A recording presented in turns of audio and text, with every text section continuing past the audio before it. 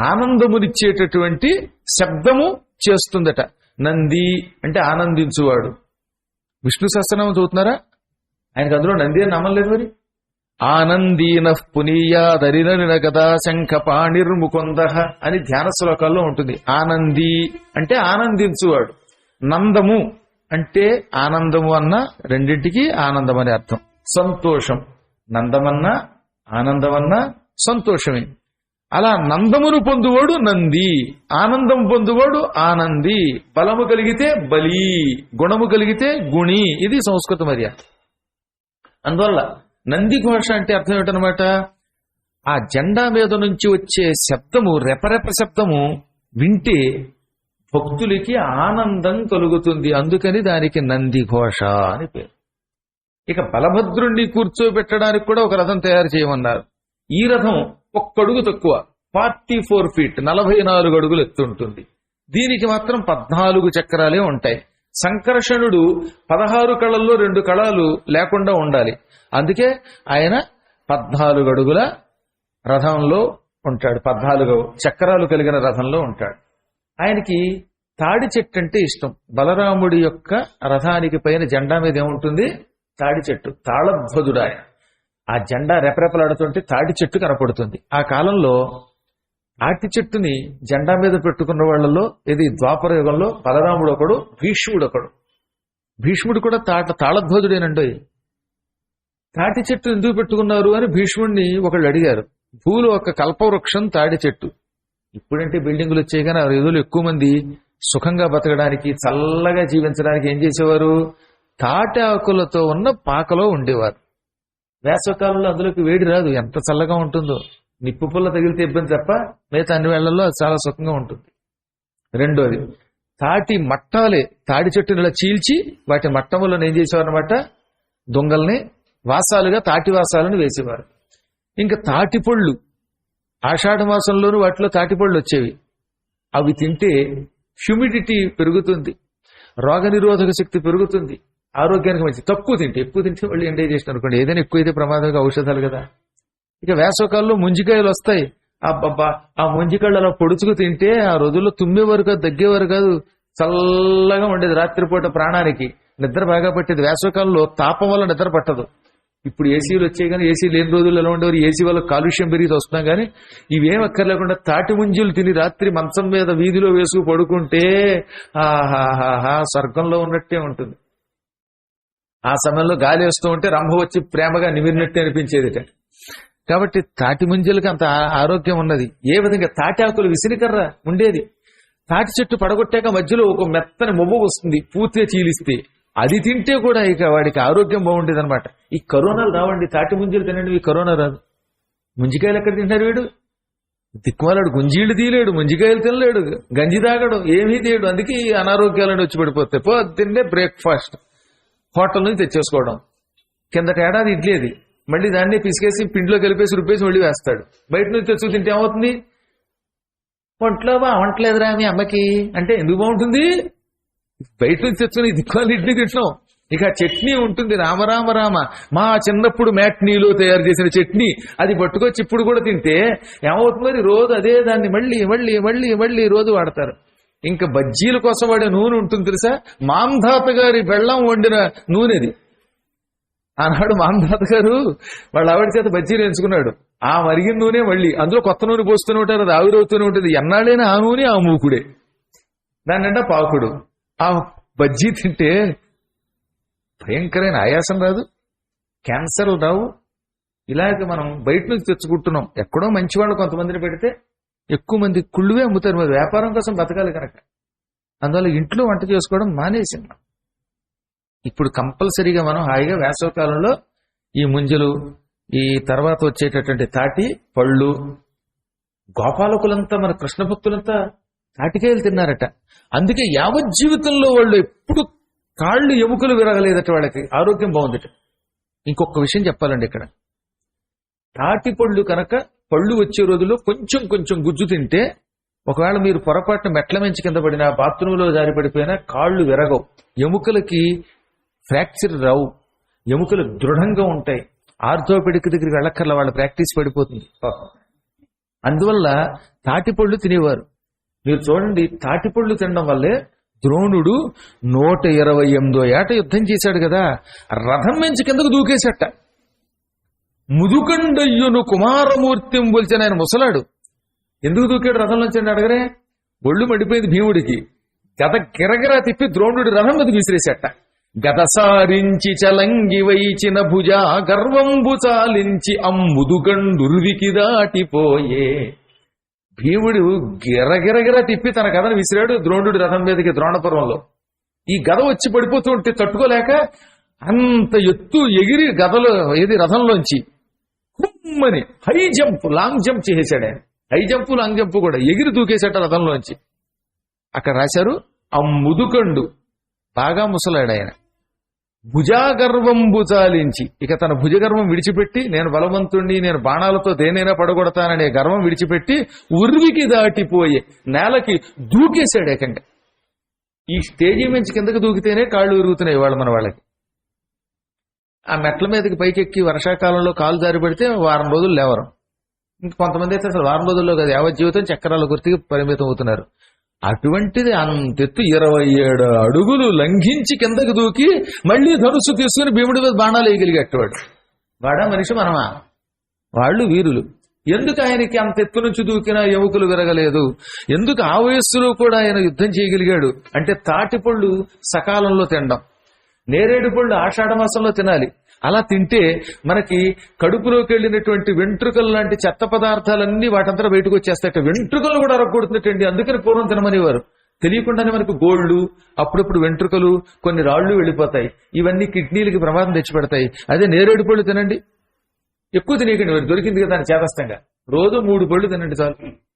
కొంచెం digestion power ఉన్నటువంటి ఇలాంటి పెద్ద మనుషులు అయితే ఒక 100 తిన్నా పర్వాలేదు. డైజెషన్ వాళ్ళు 3 కంటే ఎక్కువ తినకూడదు. అలా తింటే ఈ సీజన్లో తినేటటువంటి పళ్ళ వల్ల, స్వతసిద్ధమైన పళ్ళ వల్ల ఆరోగ్యం వచ్చేది. అందువల్ల ఎముకలకి బలం ఇస్తోంది. తాటాకులు ఉపయోగపడుతున్నాయి. వేసవకాలంలో తాటాకులు, విసిరికర్ర ఉపయోగపడుతుంది.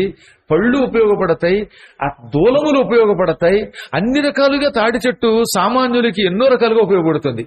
ఇదంతా మనలాంటి వాళ్ళక ఇంకా మహానుభావులు ఉంటారుగా, సాయంకాలం అయ్యేసరికి జగమే మాయ అనే వాళ్ళకి తాటితోళ్ళు ఎంత ఉపయోగపడుతుంది. మరి వాళ్ళకి అది ఫుల్గా ఉపయోగపడుతుంది. అంటే వాళ్ళకి కూడా అది కల్పవృక్షమే.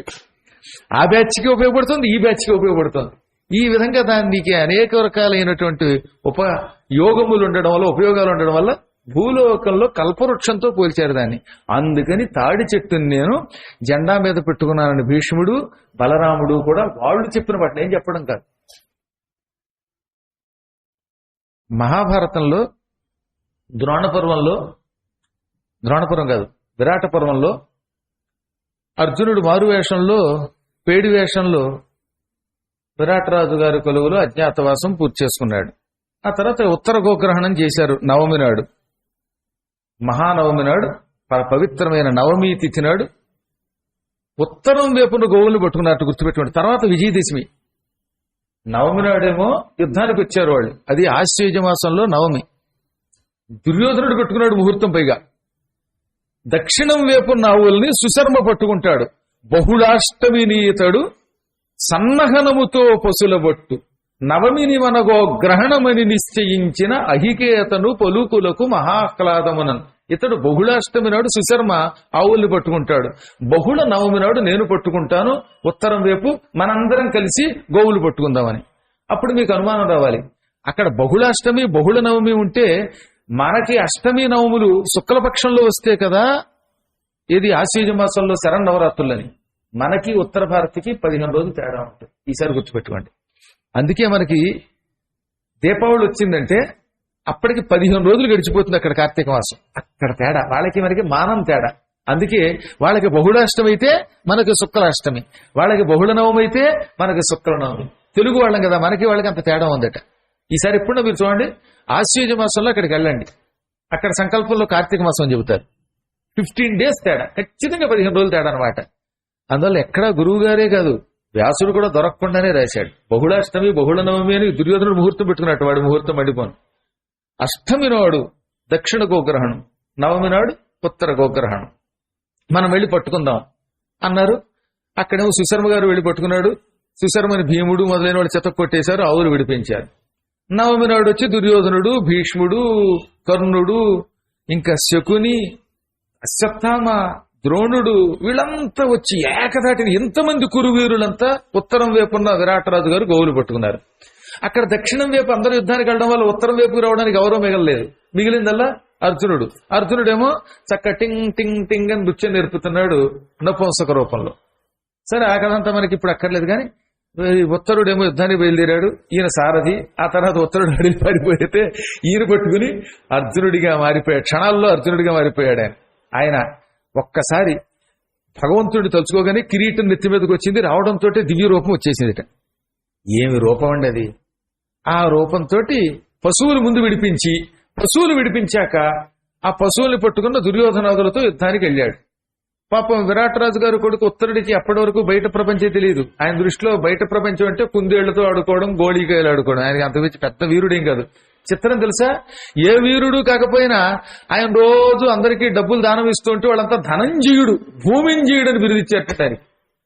విరాటరాజు గారి కొడుక్కి ఉత్తరుడికి భూమింజయుడు అని పేరు, అర్జునుడికి ధనంజయుడు అని పేరు ఉంది కదా, నాకు భూమింజయుడు అనే బిరుదు ఇవ్వండి అన్నట్ట. ఈయన దగ్గర డబ్బులు ఇచ్చుకున్న వాళ్ళంతా బిరుదు ఇచ్చేశారు. బిరుదు ఇవ్వాలంటే మా బోటికి అసలు లెవెల్ ఉన్న వాళ్ళు, శక్తి ఉన్న వాళ్ళు ఇవ్వాలి.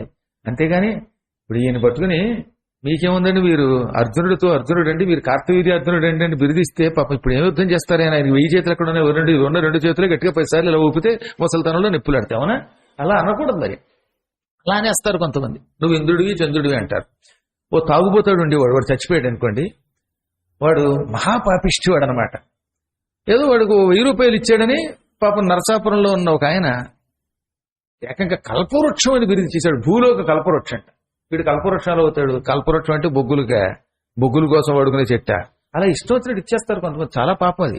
ఎవడికి అర్హత ఉంటే వాడికి ఇవ్వాలి. నీచులకి బిరుదులు ఇస్తే దానివల్ల కుటుంబంలో తగాదాలు వస్తాయి. మొగుడు పిల్లలకి తగాదాలు, పిల్లలతో తగాదాలు వస్తాయి. చివరి రోజుల్లో దిక్కు లేకుండా చచ్చిపోతాం అంట. అందుకని ఎవరిని పెడితే వాడిని పొగడకూడదంటే. నీచుల్ని పొగడడం కూడా తప్పు, ఉత్తముల్ని పొగడకపోతే తప్పు. ఇవన్నీ శాస్త్ర నియమాలు. అందువల్ల ఏదో భూమింజయుడు అని బిరుదిచ్చారు కనుక వీడు వెళ్ళాడు. తీరా చూస్తే అక్కడ ఎదురుగుండా కౌరవులు. ఆ తర్వాత తానే రథం నడుపుతూ అర్జున వీళ్ళెవరు అని అడిగాట. వాళ్ళ జెండాలను బట్టి చెప్పొచ్చు ఆ జెండాలు ఎలా ఉంటాయి అని చెప్పాడు ఆయన. అంటే ఆ రోజుల్లో జెండాని బట్టి వాడి జెండా ఏమిటో తెలిసేదనమాట. ఇదిగో ఆ జెండా బట్టి వీడు కర్ణుడు, ఈ జెండా ఉన్నవాడు ద్రోణుడు, వీడేమో అశ్వత్థామ, ఈయన భీష్ముడు, వీడు దుర్యోధనుడు అని చెప్పాడు అనమాట. అద్భుతమైన పద్యాన్ని అక్కడ మహానుభావుడు తిక్కన గారు విరాటపురంలో రాశారు. తిక్కన గారు కవిత్రయంలో ద్వితీయుడు, కాని కవిత్వంలో అద్వితీయుడు. ఆయనకి సాటి ఆయనే. కాంచనమయ వేదికా కనత్కేతనోజ్వల విభ్రమము వాడు కలశజుండు సింహలాంగూల భూషిత నభోభాగ కేతు ప్రేంఖణము వాడు ద్రోణసుతుడు కనక గోవృష సాంద్ర కాంతి పరిస్ఫుట ధ్వజ సముల్లాసంబువాడు కృపుడు లలిత కంబు ప్రభాకలిత పతాకా విహారంబువాడు రాధాత్మజుండు మణిమయోరగ రుచిజాల మహితమైన పడగవాడు కురుక్షితిపతి మహోగ్రశిఖర ఘనతాళ తరువగు సెడమువాడు సురనదీ సూనుడేర్పడ దూచుకొనుము.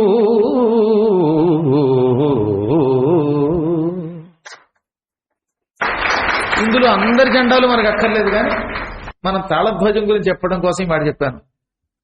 మహోగ్ర శిఖర ఘన తాళ తరువగు సెడమువాడు, చాలా ఉగ్రమైన పెద్దదైన గొప్పదైన తాడి చెట్టుని జెండా మీద చిత్రించుకున్నాడు.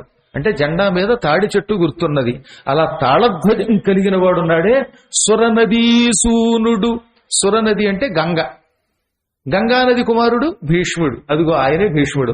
భీష్ముడిని ఎలా గుర్తుపడతాం? ఆయన జెండా మీద తాడి చెట్టు ఉంది గనక.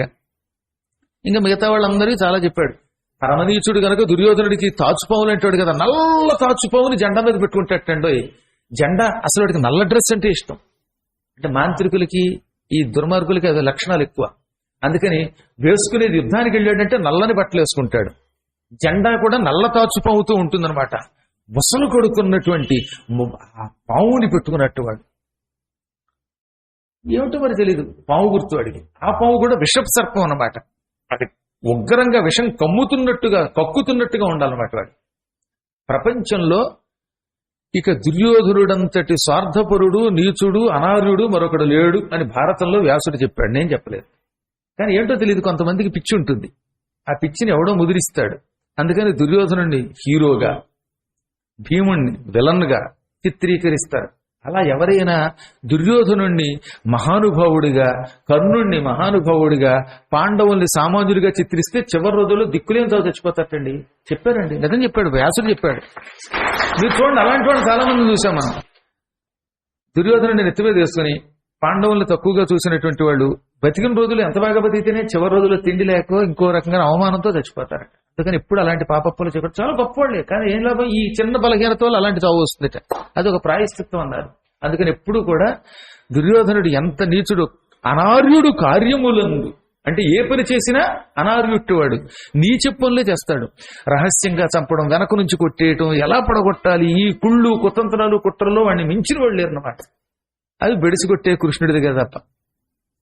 వాడి లక్షణం వాడిది, ఏం చేస్తాం. కలిపురుషుడు కదటండి. దుర్యోధనుడి గురించి ఎంత చెప్పినా తక్కువే. దుర్యోధనుడు ఈ ఘోషయాత్రలో చిత్తుగా ఓడిపోయాడు. ఆ విషయం మీకు తెలుసున్నదే, బహుశా మీరు చాలా వరకు నా భారతం వినే ఉంటారు కనుక తెలుస్తుంది. పాండవులను ఏడిపించడానికి ద్వైతవనానికి వెళ్ళాడు. అక్కడ గంధర్వులు వచ్చి చితక్కొట్టి బంధించారు. చివరికి మళ్ళీ ఏమైపోయింది, గంధర్వులు ఎత్తుకుపోయి ఇంద్రుడి దగ్గర పట్టుకుపోతుంటే చిత్రసేనుడు అనే గంధర్వుడు, పాపం భానుమతి మొదలైన ఆడవాళ్లు అందరూ వచ్చి ధర్మరాజు కాళ్ళు పట్టుకుని ఏడ్చారు, ద్రౌపది కాళ్ళు పట్టుకుని ఏడ్చారు. అప్పుడు ధర్మరాజు, నేను యజ్ఞదీక్షలో ఉన్నాను కాబట్టి రక్షించండి అని మళ్ళీ భీముడిని అర్జునుడి పంపాడు. చివరికి సిగ్గు లేకుండా అర్జునుడి వల్ల రక్షింపబడ్డాడు. అర్జునుడు వచ్చి పారిపోయిన కర్ణుడిని వాళ్ళని చూసి నవ్వుకుని, చిత్రసేనుడిని ప్రపంచంలో ఎవరూ జయించలేరు, ఒక్క అర్జునుడి తప్ప. అర్జునుడికి తప్ప చిత్రసేనుడి యొక్క అస్త్రాలకి ప్రతి అస్త్రం వేసే శక్తి ఇంకెవరికి లేదు. అందుకే కర్ణుడు తుక్కు కింద ఓడిపోయి పారిపోయాడు. తాను నమ్ముకున్న కర్ణుడు రక్షించకపోతే అర్జునుడు వచ్చి రక్షించాడు, భీముడు రక్షించాడు. చివరికి దుర్యోధనుడు విడిపించారు. దుర్యోధనుడు గిజగిజలాడి ఏడుస్తూ బయలుదేరాడు. అప్పుడు వచ్చేట కర్ణుడు, శకుని, దుశ్శాసనుడు. నేను నిన్ను రక్షిద్దాం అనుకున్నాను, నన్ను గంధర్వులు చితక్కొడితే కంగారులో పారిపోయాను, కళ్ళు తిరిగి పారిపోయాట. పైగా నువ్వు బతికొచ్చావు, నీ ఎంత వీరుడివి, పాండవులు తప్ప చిత్రసేనుడిని ఎవరూ జయించలేరు, అటువంటిది చిత్రసేనుని నువ్వు ఒక్కడివి జయించి వచ్చావా అన్నట్టు పాపం కర్ణుడికి విషయం తెలియక అప్పుడు సిగ్గుపడి తల ఉంచుకొని, ఇతనికి నా గురించి ఏం తెలియదు అనుకుని, నేనేమి చిత్రసేనుడిని జయించి రాలేదు, వాడు నన్ను చితక్కొట్టి బంధించి పట్టుకుపోతూ ఉంటే పాండవులు వచ్చి రక్షించారు, అర్జునుడి చేతిలో నేను ఈ విధంగా విముక్తుడయ్యాను, బంధ విముక్తుడయ్యాను, అందుకే నా శరీరం మీద నాకు విరక్తిగా ఉంది, నేను చచ్చిపోతాను అని ఎవరు చెప్పినా వినిపించుకోకుండా దర్భలు వేసుకుని ప్రాయోపవేశం చేశాడు. ప్రాయోపవేశం అంటే తిండి తినకుండా చచ్చిపోవడం, చచ్చేదాకా తిండి మంచినీళ్లు పుచ్చుకోకపోవడం. ఎంతకాలం ఉన్నా పర్వాలేదు, చచ్చేదాకా ఇక మంచినీళ్లు ముట్టుకోడు, అన్నం తినడం, అలా దర్భల మీద పడి కృషించి చావడం అన్నమాట. పాపం కర్ణుడు బతిమాలాడు, శకుని బతిమాలాడు. శకుని చాలా మంచి మాటలు చెప్పాడండి.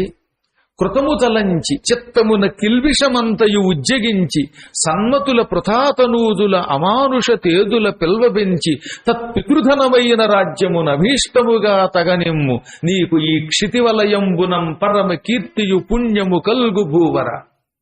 నువ్వు పాండవులు నీకు మేలు చేశారు గనక ఆ మేలుని మనస్సులో పెట్టుకో, వాళ్ళని గౌరవించి ఇక్కడికి పిలిపించు.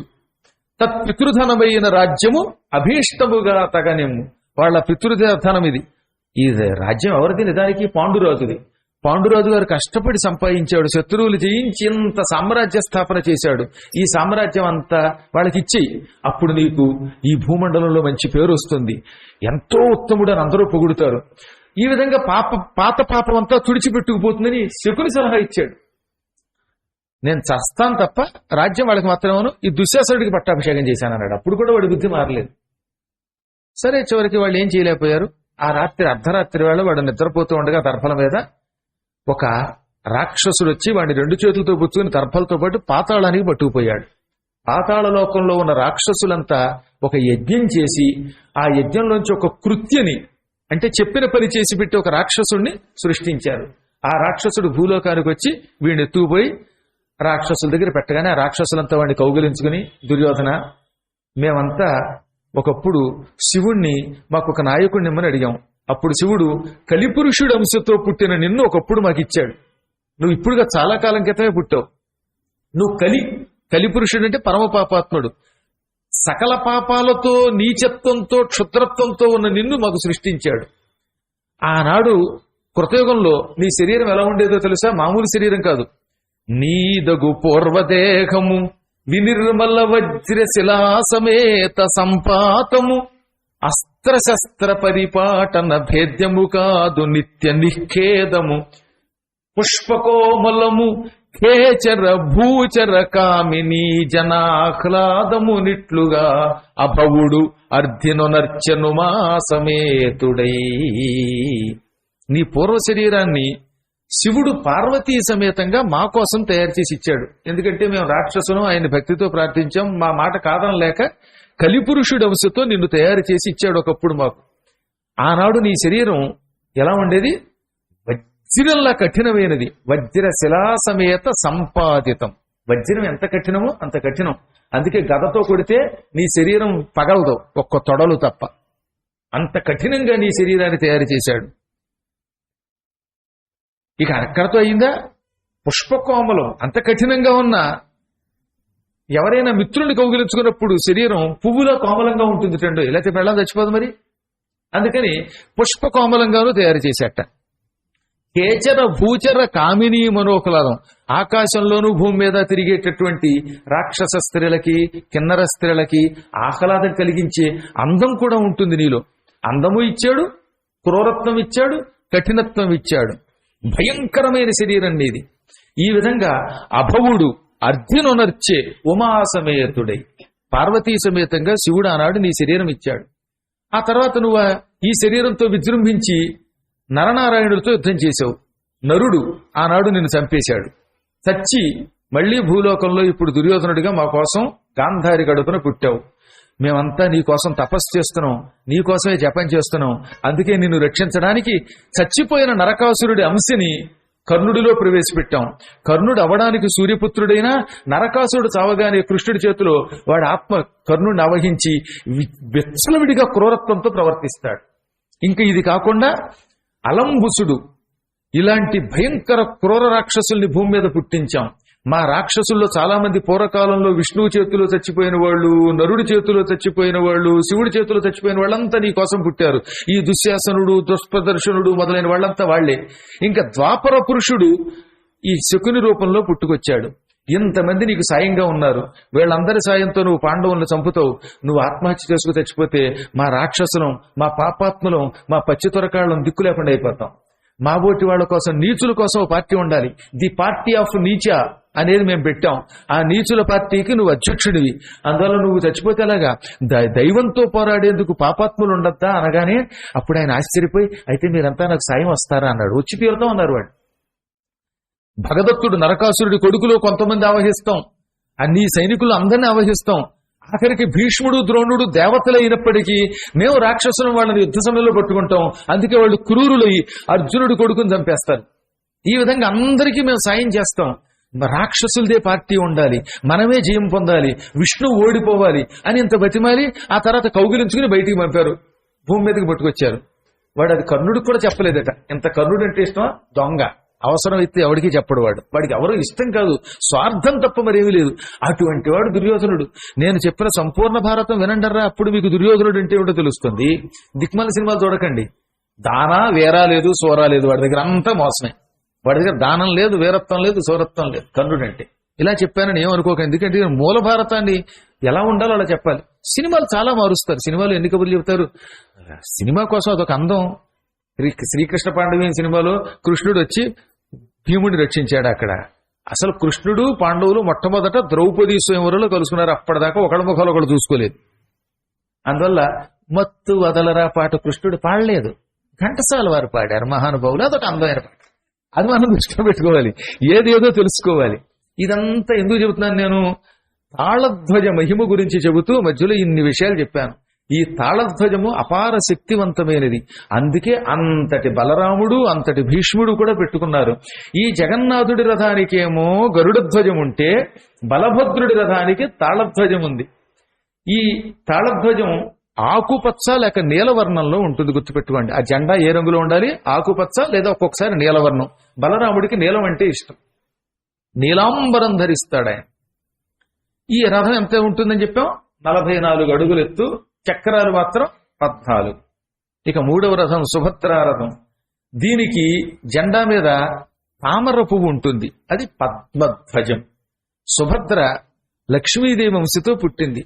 ఎక్కువ మంది శ్రీకృష్ణుడి దగ్గర ఉన్న వాళ్ళంతా ఆయన చెల్లెళ్ళు కానీ భార్యలు కానీ లేక వదినలు కానీ వాళ్ళంతా అమ్మవారు లక్ష్మీదేవి యొక్క వంశతో జన్మించారు. భగవంతుడే ఇన్ని రూపాల్లో వాళ్ళని సృష్టించాడు. అందుకని పద్మ అంటే లక్ష్మి. ఆవిడెప్పుడు పద్మంలో ఉంటుంది. పద్మప్రియే పద్మిని పద్మహస్తే పద్మాలయే పద్మదళాయతాక్షి. ఆవిడ చేతిలో పద్మం ఉంటుంది. ఆవిడ పేరు పద్మ. పద్మం అంటే ఇష్టం. పద్మం ధ్వజంగా కలిగి ఉంటుంది. పద్మ ఆలయ అంటే తామర పువ్వే ఆవిడికి మందిరం, ఆవిడికి నిలయం. ఆవిడెప్పుడు పద్మంలో నివసిస్తుంది గనక పద్మాలయ. ఈ పేరంటే చాలా ఇష్టం నాకు, పద్మాలయ అంటే. అలా పద్మాలయ ఆవిడ. అందుకనే జెండా మీద కూడా పద్మధ్వజం ఉన్నది. దానికి దేవదళనము, ఆ జెండాకి ఏమని పేరు? దేవదళనం. మళ్ళీ మనం మర్చిపోకూడదు. ఏమని? స్వామివారి యొక్క, జగన్నాథ స్వామి వారి యొక్క ధ్వజమును నందిఘోషము అంటారు. అదే సుభద్రాదేవి దాన్ని ఏమంటారు? దేవదళనము అంటారు. మరి బలభద్రుడు దాన్ని ఏమంటారు అంటే కల్పధ్వజము అంటారు. తాడి చెట్టు జెండా మీద ఉంటుంది, అది కల్పధ్వజం. కల్పధ్వజం. సుభద్రా రథం పూర్తిగా అపూర్వమైనటువంటి దారుతో తయారు చేస్తారు. దానికి పసుపు బాగా పూసేస్తారు. ఈ ధ్వజం మాత్రం నల్ల రంగులో ఉండాలండి. జెండా గుడ్డేమిటి? నలుపు. మళ్ళీ గుర్తుపెట్టుకోవాలి. ఇవి గుర్తుపెట్టుకోవడం ఎందుకు ఎన్నిసార్లు చెబుతున్నానంటే, ఇది విన్నా గుర్తుపెట్టుకున్నా దుస్వప్నములు రావట. జగన్నాథ స్వామి రథం మీద ఉండే జెండా పసుపు రంగులో ఉంటుంది. ఆ గొడ్డే రంగు పసుపు. దాని మీద ఏముంటుంది? గరుడ ధ్వజం. దానికి పేరు నందిఘోషం. అదే బలభద్రుడిది తాళధ్వజం, దాని పేరు కల్పధ్వజం అని కూడా పేరు. ఇక రంగు ఏమో ఆకుపచ్చ లేక నీలపు రంగులో ఆ జెండా మీద ఉండే గుడ్డ ఉంటుంది. సుభద్రా రథం దేవదళనం అని పిలువబడుతుంది. గుర్తు మాత్రం పద్మం ఉంటుంది. ఈ రంగు మాత్రం జెండా రంగు నలుపు, నల్లని రంగు. కలియుగంలో మానవులు చేసిన పాపములన్నీ ఆ నల్లని జెండాను చూడగానే పటాపంచలైపోతాయట. నలుపుని చూడటంతో మనలో ఉన్న నల్లదనం విరిగిపోతుంది, పాపాలు తొలగిపోతాయి. ఇది మాత్రం 43 అడుగులు ఎత్తు. ఒక అడుగు చొప్పున తగ్గుతుంది. ఒకటి 45, ఒకటి 44, ఒకటి 43. దీనికి చక్రాలు 12 ఉంటాయి. ద్వాదశారములవి, 12 చక్రములతో కూడినటువంటి రథం అది. ముందు బలభద్రుడి రథం బయలుదేరారట ఉత్సవాల్లో. బ్రహ్మగారు అలాగే చేశాడు. బ్రహ్మోత్సవాల్లో, ఆషాఢ మాసంలో జగన్నాథోత్సవాల్లో బ్రహ్మగారు ముందు బలభద్ర స్వామిని ఊరేగించండి, రథం కదలాలన్నాడు. అన్నగారు ముందు కదిలారు. ఆ తర్వాత చెల్లిగారు సుభద్ర గారు కదిలారు. లాస్ట్ని ఆఖరిని జగన్నాథుడు కదిలాడు. ఎప్పుడు జగన్నాథుడు ముందు వెళ్ళిపోకూడదు, ముందు సెక్యూరిటీస్ వెళ్ళాలి. జయ శ్రీరామని ముందు కొన్ని స్కూటర్లు పెడితే వెనకాతల గురువు గారు రావాలి. గురువు గారు ముందు వస్తే వెనకాతల వాళ్ళకి ఉపయోగం లేదు. అలాగే పక్కన ఎవడు వచ్చి ఆయన ఫోటో తీస్తుంటే కనపడకుండా ఆపకూడదు. అది పాపమే. మరి ఆయన కనపడతా కెమెరాలో. అందుకని ఏంటనమాట, జగన్నాథుడికి రథానికి ముందే లేక వెనకే ఉండాలి తప్ప అసలు విగ్రహాన్ని కప్పియకూడదు అనమాట. అందుకని అక్కడ చాలా జాగ్రత్త వహిస్తారు. ఈ రథాన్ని నడపడానికి ఆ పూట వచ్చారటండి. బలభద్రుణ్ణి సుభద్రుని నడపడానికేమో దేవతలు వచ్చారు. మరి జగన్నాథుడి రథం స్వయంగా ముందు బ్రహ్మగారు నడిపాడు. అందుకే అది బ్రహ్మోత్సవం. అది అపూర్వమైన ఉత్సవం. బ్రహ్మ, సరస్వతి, మహాలక్ష్మి, పార్వతి, శివుడు వీళ్ళంతా ఊపుతూ ఉంటే బ్రహ్మగారి కంగారు వచ్చి, లక్ష్మీమాత నువ్వు కూడా రథం ఎక్కి తల్లి, ఆయన పక్కన నువ్వు కూర్చోకపోతే ఆయన మమ్మల్ని అనుగ్రహించడు. విష్ణువు పక్కన లక్ష్మీదేవి లేకపోతే ఆయన వరాలు ఇవ్వలేట. విష్ణువుని పురుషుడు అంటారు, లక్ష్మిని ఏమంటారు? పురుషకారము అంటారు. పురుషుడు ఒక పని చేసి ఫలితం పొందాలంటే పక్కన భార్య సాయం ఉండాలి. భార్య సక్రమంగా లేకపోతే పురుషుడు ఏం చేయగలుగుతాడు? భార్య నువ్వు ఎక్కడికి కదలదు, ఇంట్లో పడుండంటే వీడు ఉద్యోగానికి వెళ్ళలేడు. నేను అన్నం పెట్టనంటే వాడు ఉద్యోగం చేయలేడు. నీ మొహం తగలేని రోజు తిడితే వాడు ఏ పని చేయలేడు. చక్క భర్త గారు కువైట్ వెళ్ళాలంటే భార్యామణి టిక్కెట్ తీస్తానండి అంటే వీడు వెళ్ళగలుగుతాడు. లేదా కువైట్ లేదు, ఉత్తి వైట్ మిగులుతుంది. ఏదైనా అంతే. అందుకని భార్యదే శక్తి ఎక్కువ. ఆవిడ పురుషకారం అంటే ఒక భర్త చేసే పని ఆవిడది, పేరు ఈయనకు వస్తుంది. చాలాసార్లు చెప్పానుగా, చాలా మంది మొగుళ్ళకి పేరు భార్యల వల్ల వస్తుంది, కానీ పాపం భార్య పేరు బయట పెట్టరన్నమాట. శివుడున్నాడు, ఆయనకి విశ్వేశ్వరుడు అనే పేరు కేవలం పార్వతి వల్ల వచ్చింది. శత్రువులు చంపగలుగుతున్నాడంటే శివుడి శక్తి అంతా పార్వతే. విష్ణుమూర్తి మనకు ఐశ్వర్యం ఇస్తున్నాడంటే ఆయనదే డబ్బు లక్ష్మీదేవి. మనందరం విష్ణువుని పూజించగానే ఆయన అనుగ్రహంతో డబ్బు పొందుతున్నాం. శ్రీమన్నారాయణ మాకు డబ్బు ఇచ్చామంటున్నాం, కానీ డబ్బు లక్ష్మి కదా, కాబట్టి లక్ష్మీదేవిని పొగడాలి. అందుకే ఆయన లక్ష్మీ నివాస శ్రీనివాస అని పెంచుకుంటాడు.